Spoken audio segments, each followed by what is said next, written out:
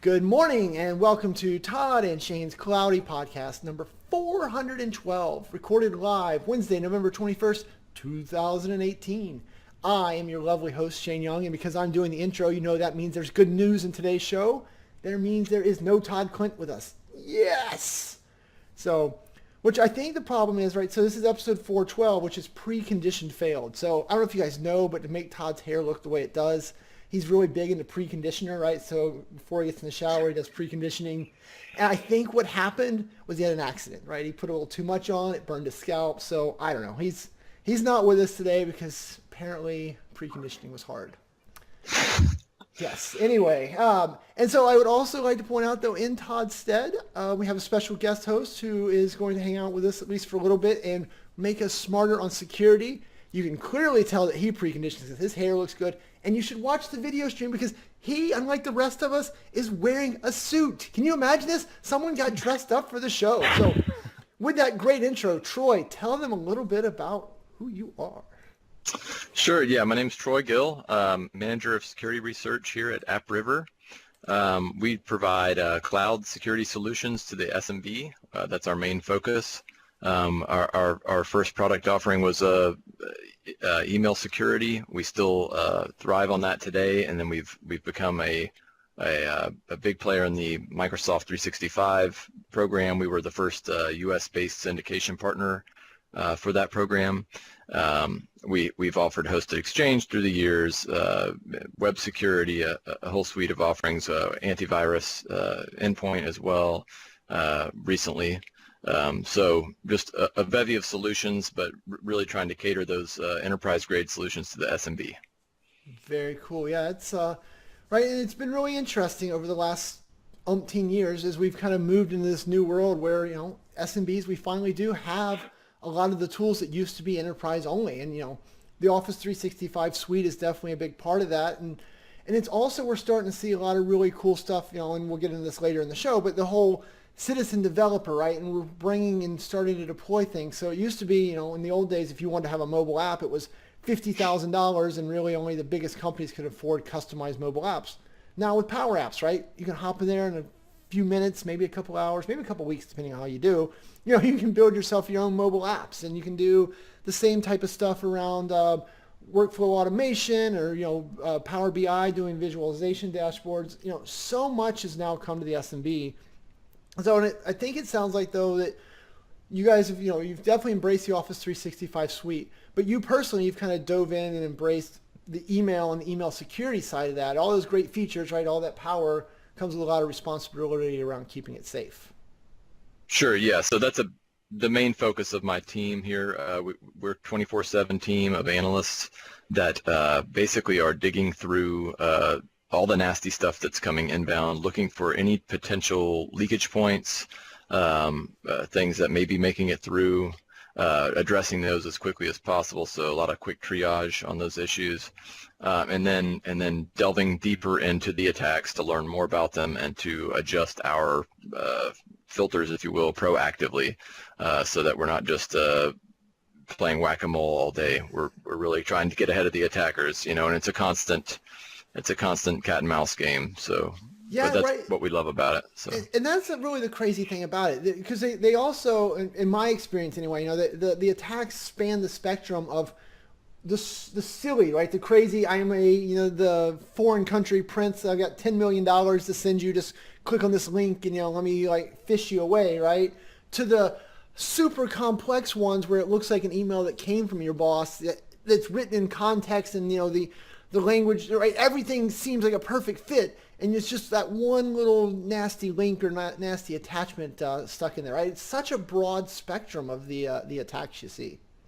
yeah, Shane, I've been with the company 12 years, and I've been focused in this area for the entire time at one level or another.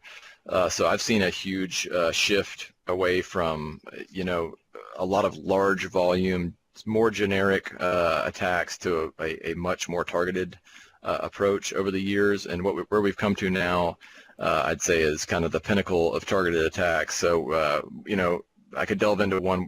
For example, one we've dubbed the CHA, which is the conversation hijacking attack. This is where an attacker has gained access to a number of generally they're 365 accounts, but other cloud email providers as well. And they get in someone's account, whether that be through a prior phishing attack or through a credential data leak where that person was also using the same password, which we know big no-no, but everybody's doing it still. Yes. Or a lot of people are, far too many, right? So they're getting into these accounts, and then they just simply go through and reply to previous conversations that you've been having. So the person you were talking to, it's totally natural for them to get another email back from you, but this time it says something very generic. Good morning. Hey, can you check this attachment out? And it's most often a Word document with an embedded macro. They do sometimes use an Excel file, but that's pretty much their vector is the macro embedded Word files, and these contain the GOSI banking Trojan, which is nasty. You don't want it on your network. It's got a ton of spyware, anti-evasion techniques, keylogging, with the ultimate goal of siphoning money off of your bank accounts or your corporate accounts. So the fact that it's coming from a trusted sender, and not only a trusted sender, but someone who you were just conversing with, adds a lot of credibility to it. In fact, so often so much that we have our customers that would call us because they would see it in their email quarantine, and because we quarantined it as a virus, we would not allow that end user to release it for their own safety. They would have to contact their admin. But so they would reach out to our support department and say, hey, this is Steve, and I was just talking to Steve, and it's obviously a false positive, but it's not, and we get that's a fun conversation to have. Because it's a win for us, but that's the sort of that's just one example of the attacks that are coming out of those environments and are highly focused and individualized, right? Yeah, no, isn't that amazing to think that somebody's taken that type of time, right? I mean, because you can't automate that. That's not a script kiddie attack. I mean, it might be a script kiddie type attack, right? I'm dating myself with script kiddies, but But getting in there and opening up emails and then figuring out, okay, there's an email from someone, right, and replying in context that is super targeted attack right there. But that is interesting, like where we've gotten to, and it's funny that you and I had not talked about that before. But just yesterday, my wife is works with me as well, right? So we she runs the consulting company. And she had Skyped me something, right? So we were Skyping back and forth. That was normal. And then like right behind that came in this like weird link, right? It's off to, it was some site I'd never heard of and big long URL. And I didn't click on it because it just felt wrong to me, right? And it turns out it was a legitimate link, but we've gotten into this world where there's attacks. I just assume that anything that doesn't look like something that I absolutely positively know and was expecting, I'm afraid to click on, even for my own wife. And she's like, why didn't you look at my link? I'm like, I don't know. It looked funny and I forgot about it, but that's where we're at today. Yeah, it's getting very difficult to differentiate the two. I kind of touched on the prior blasts of massive like malware distribution, for example, and those still happen for certainly maybe 200 million messages go out that are saying you got a package from FedEx. Well, a lot of those people didn't order anything from FedEx, so the context is pretty easy to discern, right? But the BEC type attacks that we're seeing, which I would say conversation hijacking is sort of a subgroup of that, which is business email compromise. They are just all sorts of twists and turns that are going on with these attacks, and these are the ones where they're tricking users into making wire transfers, or sending sensitive documents like payroll information or W-2s, stuff like that. But most often they're after a wire transfer. But I've seen some that were just such a tangled web of deceit and it's beautiful social engineering, really. So the one I was looking at recently, they got into the actual target of the attacks business email account, they went through his previous conversations and learned all about who he does business with, who they pay invoices to, and using that information was able to craft a spoofed message that looked and felt exactly like that person that they normally communicated with about the invoices, right? So, and they just let them know, hey, we changed our bank account information. Your last payment didn't go through. They usually create a little urgency. Our CEO is a little ticked about it. Can we get this squared away, and we'll sort out the other transfer later? And people fall for that. And I think, last I read, some of the estimates were about $130,000 average loss on those wire transfer attacks. So not peanuts we're talking about here. Yeah. And they look and seem very legitimate, right?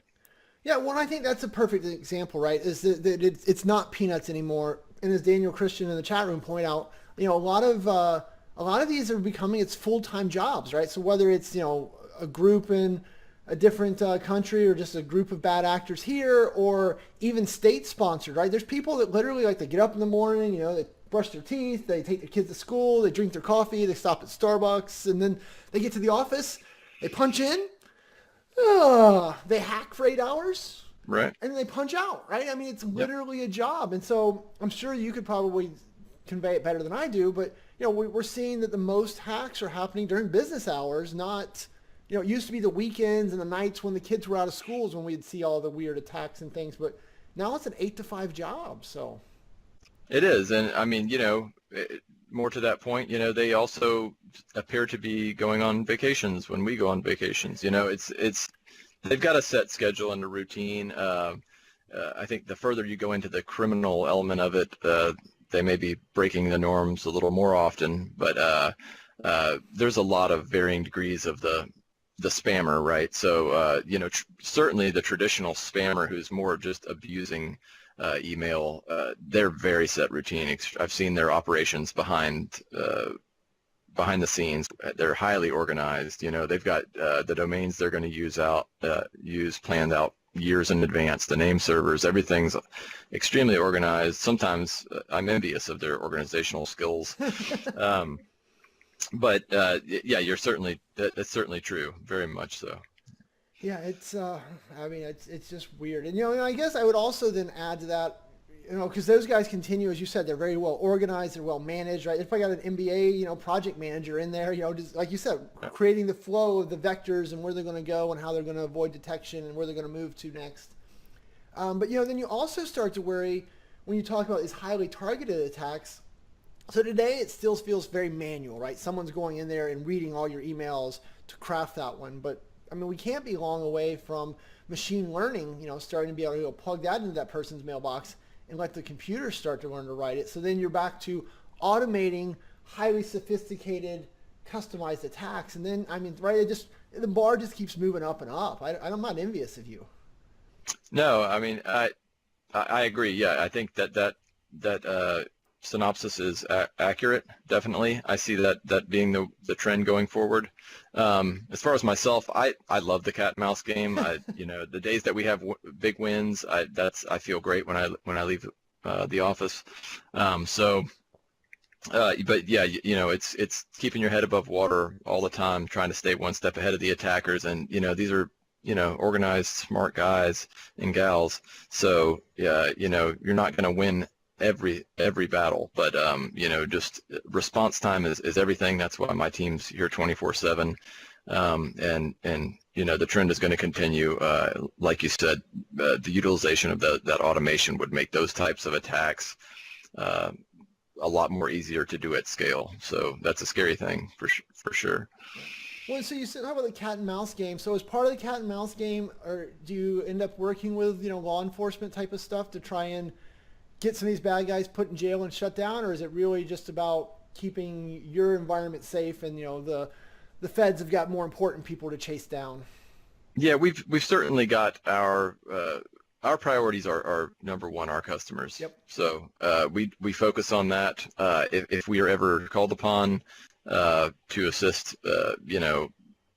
provide information about an attacker, be certainly willing to do that. That's not our main focus though, because we know that, that's just, you chop one head off, another one's going to pop up. So that's, we're really focused on improving our security posture for our customers, right? No, and that makes complete sense. Yeah, I was just curious, right? I'm always fascinated by that world because it's so. You're like, why can't they stop this one spammer? But to your point, you stop that one, and they're just going to spin up 17 organizations that take its place. And right, sometimes you're better off with just a couple of big players in those spaces because you know how to mitigate them from attacking you, and you don't want all these little rogue agents popping up all over. So makes sense. Yeah. Yeah. So there's been a lot of different interesting trends this year too. One that we kind of find interesting. You may have read about it or heard about it. We have an internal name which I can't mention because I'm not sure it's PG rated. But so this attack is interesting and fun to me because I kind of predicted it a couple of years ago here at the office. Is where the attackers are taking a data breach and they're correlating someone's email address to a password, right? So some data breach where the password is correlated to the email address, then they'll email that person and put that person's own password in the subject of the email. That's a real attention grabber. Hey, this password, and they recognize it. That's a real password that they used. And then in the message, they describe how they've installed malware on their machine and they enabled a web camera when they were doing something of an adult nature. Yes. Right, that they don't want to be seen. And they've also scraped their contacts list, and they're going to send this to their contacts in several days if they don't pay them in Bitcoin, which it usually ranges from, I've seen $300 to $3,000 as a ransom. So kind of a variation on a ransomware scareware attack, but very interesting that they were incorporating some of that stolen data. Because a question I get a lot is, all these data breaches that we read about, well, what happens with that data? Like, what are the risks associated with it? And this is just one small example of the risks associated with that data, because people tend to believe the attacker when they have something that is secret and should be only knowable to that person, right? Yeah, and it's interesting that in this day and age that people still do inappropriate things in front of their computer. You would think that this has been a problem long enough, right? That you're like, all right, if I got a webcam and I want to do inappropriate things, maybe I should cover up, remove the webcam, something. I guess people are just lazy. I don't know. That's mind-boggling that people still fall for, oh my God. I mean, if they told me they had my webcam footage, I'd be like, share it. It's already on the internet anyway, right? Right. I don't do anything in front of this webcam that I don't want to be on the webcam. I don't know. So, yeah, that common sense for us is not. I'm not sure that trickles down to everyone. But yeah, I agree. And then you got the mobile devices, which, I don't know if people are thinking of, maybe that's where they got captured. Yeah. But a little thumb over the forward-facing camera can fix that problem. So yeah. Well, and it's funny. So Mark, or don't engage. Yeah, well, then there's always that. So Mark in the chat room says that he got attacked by this exact email attack that you just said. Where he said, luckily for him, it was a really old password. So he said, yeah, in his head it was like, yes, that was a password I've used, but it's really old. So he was kind of, I mean, Mark's a smart guy. He wasn't going to do anything with it anyway. But right. It was interesting that he got to actually witness that. And yeah. And the password stuff. So on one of the past episodes a few months back, we talked about some of the work, and one of the reasons we're all such big fans of Office 365 is all the work that the Azure AD and the identity team at Microsoft does around password attacks, right? So the same way that you kind of look at this giant email attack vector, right? They're looking at even more giant AD attack vector and all the work that they do around passwords and figuring out, kind of who's coming from where and how they're using passwords and who's sharing passwords and that type of stuff. So it's great that there's guys like, them and you out in the world that are actively trying to think about these problems instead of just micro-focused on my email box, like which I am, right? You're thinking about it at a very holistic level. So Yeah, it's definitely needed. I mean, it takes multiple layers to secure, right? It's so definitely, all these things fit together to form a more firm security posture. So what's the craziest, we're just having a little fun with this, but what's the craziest or most random or, bizarrest attack that you've seen that worked, right? Like, I mean, I sent pictures of my dog and, I don't know, do you have like some good, like good story there that you love to tell? Ooh, yeah, that's a tough question because I've seen so many that it almost became normal. So the captured webcam footage is one that I've got a lot of kicks out of because they change the wording a lot and it's often very amusing. But another one I've seen recently that really has ramped up, that's pretty interesting. I don't know if it's humorous per se, but That's all right. kind of. But we were calling it the DSD. It's distributed spam distraction attack. So kind of like a play on the DDoS. Yep. So is email bombing is something on the dark. You can get these services on the dark web for 10 to 12 bucks, or depending on how many you want to send, where you basically you go in and you pay, and then someone's automated program goes out and registers this email address on basically every unsecured web form where you can sign up for a newsletter or a membership to a club. So fully automated, and then that person gets flooded with tens of thousands of welcome emails, right? So you can do that just to kind of denial of service somebody's email, and they do that, somebody that's, angered you in some way, or you don't want them to be able to use their email that day for whatever nefarious reason. Right. But we've also seen it embraced by the attackers lately who are committing fraudulent purchases on that account or someone's account that's tied to that email. So they're trying to hide a purchase receipt email in that huge bombardment of other emails, right? So we've done a lot of work here to be able to mitigate those as they're happening, and then always work with our customers, hands-on to let them know, this is what this is.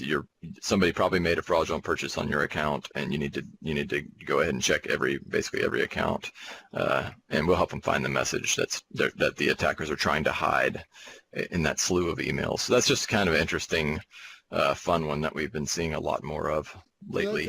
Like it's the email version of the glitter bomb, right? Right, Instead of spending exactly. $20 to send somebody glitter, the envelope full of glitter that explodes all over their house. Instead, you're sending the same dollars. I get that, but then, Yep. but yeah, I like that. So then they're in bet. So then they're going to go and charge something on your Amazon account, which Amazon would send you a notification, but it's one of 20,000 emails, so you're never going to see it. So Yep. I get that. That's and that's definitely a very right. The getting the false positives out of it. Oh, that's a pretty complicated one. I like that. Yeah, because the emails are coming from legitimate senders, right? Yeah.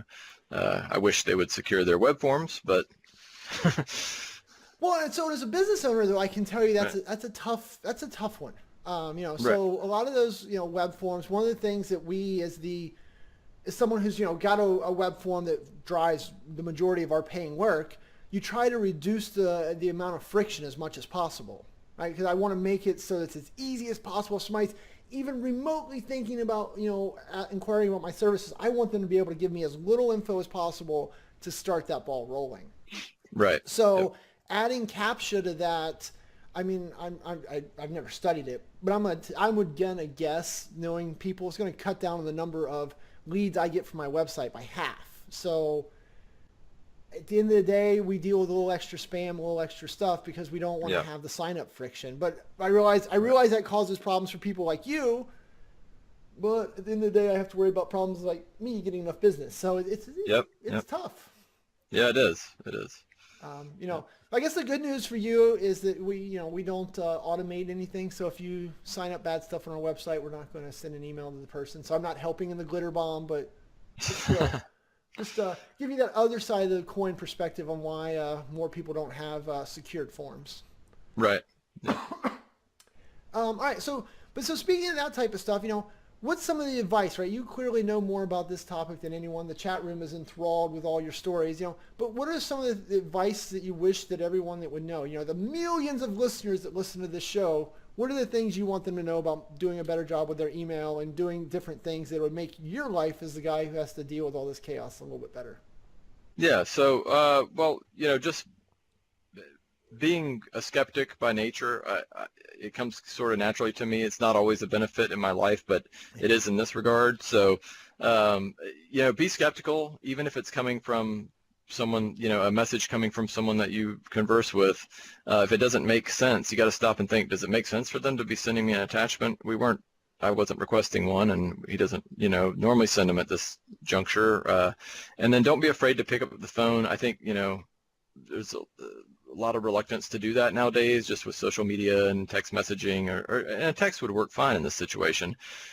Just pick up the phone and say, hey, I got this message from you. Just look at everything with a little extra dose of skepticism, and I think that'll get you a long way.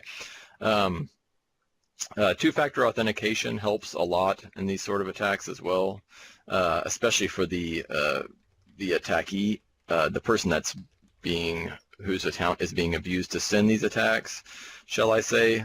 So that's one way to keep your environments a little safer, right? So one thing that we do are these 365 security audits, and that's we look for the hallmarks and indicators that these attackers leave behind. They do a lot of creation of rules to hide their activities, and we look for those indicators. But also we check your standard security features. Are you using two-factor authentication? So that's a great one. That's a huge improvement, right? Just making that one change.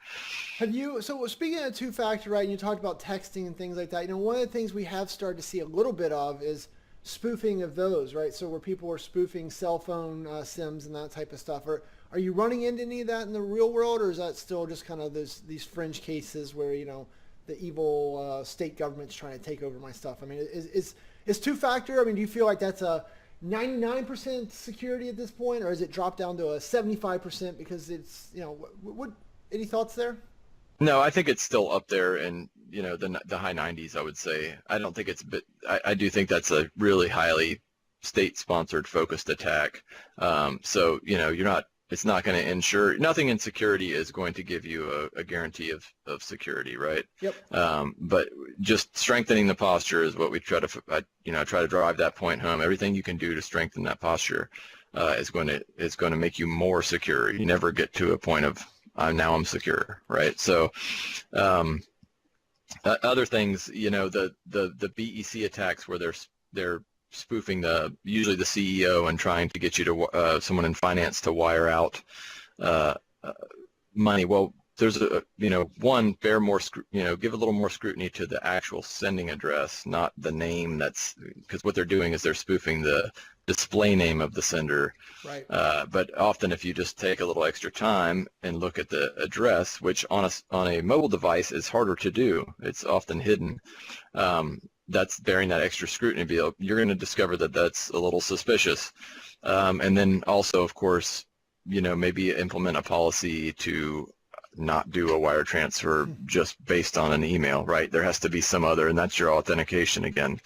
There has to be some other method of authenticating that transaction before you'll do it, right? So a great example of that, just to piggyback in that story, is I know a group that runs a bunch of school organized PTOs or PTAs or whatever, right? The parent-teacher organizations.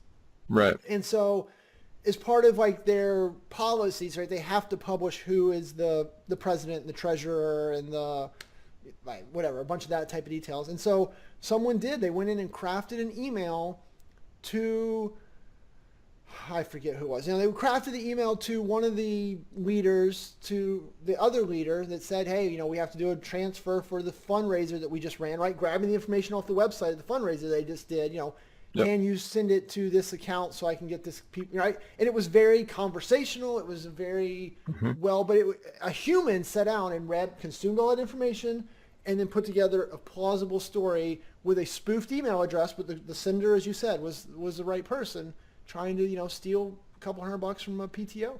So Yeah, yeah. I mean, it's a low tech, but social engineering high, really high on that scale attack that you're able to commit. And like you said, they're doing a lot of the gathering from websites and LinkedIn.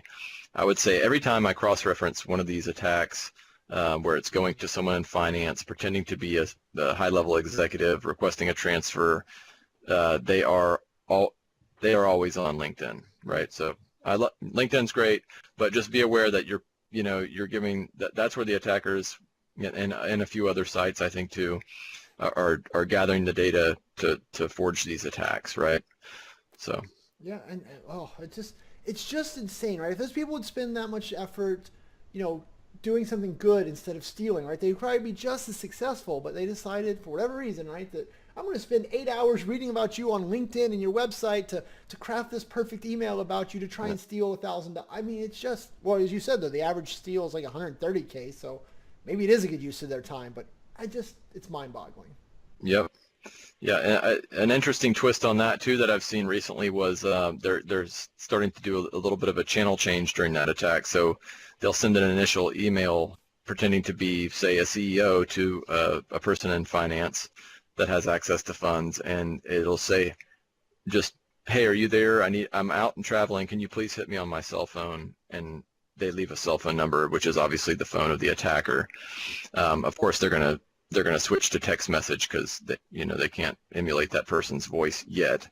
But yeah, so that's immediate channel change because the filters are getting so much better at detecting those attacks as they progress through. So the attackers they're always trying to think a way around every defense you put up. So it's just going to be an ongoing, like I said, cat and mouse. Yeah. Well, game. And so when Lori says, one of the things that she would love to get some advice on, not that you probably have a magical advice, but she says, what do I do about my mom and grandma, right? Those, how do I get them to be smarter about this stuff? And exploiting the the mom who is on Facebook and has an email address just so they can see pictures of their grandbabies is a great, easy target. And it's really tough to tell them, basically don't ever click anything. I don't know. Any thoughts and advice there? I'll tell you what, that's a challenge. I hope my dad's not watching, but he still thinks that Yahoo is his web browser. So, I think that a little bit of education can help them, maybe just teaching them little simple tricks like mousing over a link to see the true destination, even though that's a simple thing to do. But they also have to still understand, domain names and all that. And I mean, that's super simple to us, but right. What's a domain name? I don't know what you're talking about. So another maybe idea that, I've tried to push with a few family members is having them have a computer that's dedicated strictly to financial transactions, that they don't look at pictures of grandkids and check emails on, and they just do their banking and transfers and stuff like that on it. And then a totally different machine. I'm not sure how plausible this is for everyone, but it's definitely an option, a different machine for the web browsing and, reading news and all those other things where you're, more likely to pick something up, some nasty infection up. So. Yeah. Well, yeah, and at least your dad understands what a web browser is. I don't think my dad has ever been on a computer in his life. Like, he literally has never touched a computer. So I feel you there with the challenges. Yeah. Yeah. I don't know. I feel like I've ran you over. I told you had to be on until 11:15. It's now 11:40. So thank you for stretching this out. Any parting words? Any last things you want to do? Any last plugs? I'll give you the floor back. But I just want to say, thanks, and I was gonna let you go. Well, I won't plug anything today. I thank you for having me on. It's been great talking to you. Maybe we can do it again, and I appreciate it. The chat room, hopefully all the listeners will love it as much as the chat room, but they were like all sitting there on the edge of their seat. I told you that they really enjoy these stories about vectors and, the weird things and the bad things, and because we all like to think about the criminal masterminds. Maybe we all want to secretly be criminal masterminds.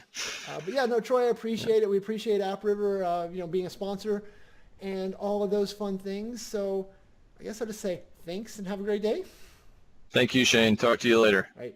All right. Bye. Bye.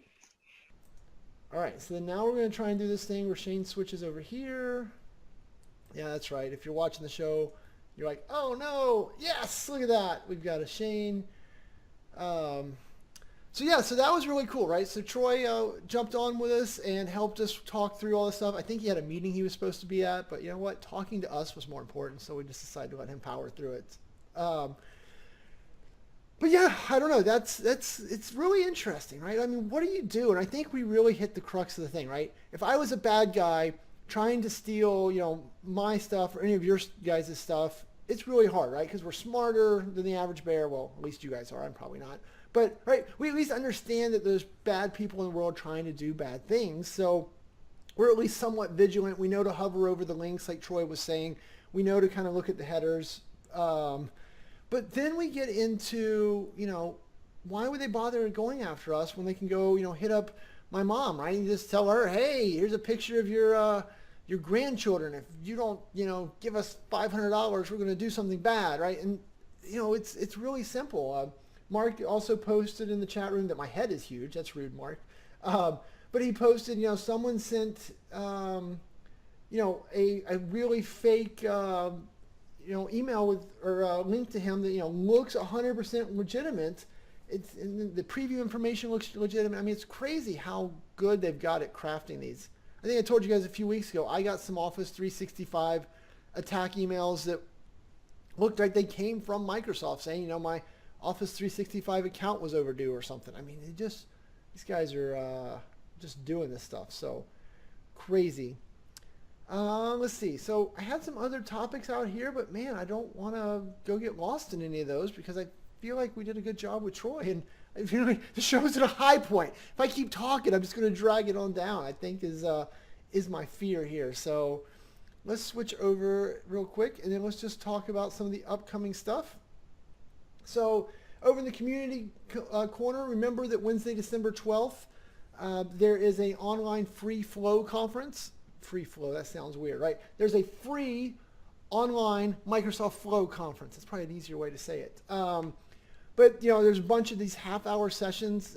Some of them are beginner stuff. Some of them are super advanced stuff. But just a bunch of sessions put together and ran by John Levesque on the Microsoft Flow evangelist from Microsoft. So he's going to kind of put it on and host it, and then kind of walk you through all the different content. So great opportunity. You can check out my video that I did. It took a lot of editing to do because I did the Tesla stuff, and I kind of walked through how that works, and I actually walked through how I built that with the API. So how I went from API documentation to Flow and translated it, because just like a lot of you, I'm not a developer, so that was really hard the first time. So we kind of walked through some of that. So then we've got the Thrive conference. So that's why Todd is on his way to good old Europe. So he will be over there December 4th and the 5th. Well, he'll be over there a lot more than that, but he's speaking at the 4th and the 5th. He's doing an all-day workshop on the 3rd. So, probably a little late to check that one out, but if you get to this in time, I think that would be fun. SP TechCon in Austin. That will be February 10th through the 13th, right? So that's coming up a few months out. Todd and I will be there. We're going to do some Power Apps and Flow stuff. We're going to do some SharePoint stuff, some PowerShell stuff, some Office 365 security. A lot of fun stuff. Todd and I doing what Todd and I do, getting on stage and bantering back and forth, and hopefully you're learning along the way. Then there is the North American Collaboration Summit, March 14th and 15th. So I will be doing an all-day Power Apps thing. There will also be, I'll do some content on Power Apps and SQL. Todd picked up some sessions, but he was too lazy to add what they were, so I don't remember what Todd's doing. Just assume Todd's there to follow me around. And then the big one, of course, is the SharePoint Conference, North America, May 21st through 23rd. Make sure you've got that on your radar if you are still one of those wild and wacky SharePointy people. So, looks like Lori will be doing some Power BI. She says there. I'm guessing she means she'll be doing Power BI at SP TechCon. So that is a lot of fun. But I think that's all of our updates. Once again, I want to say thanks to Troy from AppRiver. Right, Troy did a much better job than Todd would have ever done. So make sure you leave that in the comments. Right, that Todd is terrible at this, and we would like to have Troy every week because it'd be a better show. And yeah, thanks to Lori for keeping me on track, making sure the chat room did a good job with the questions and, the excitement around the things. So with all that, I guess I'll just say thanks and have a great day.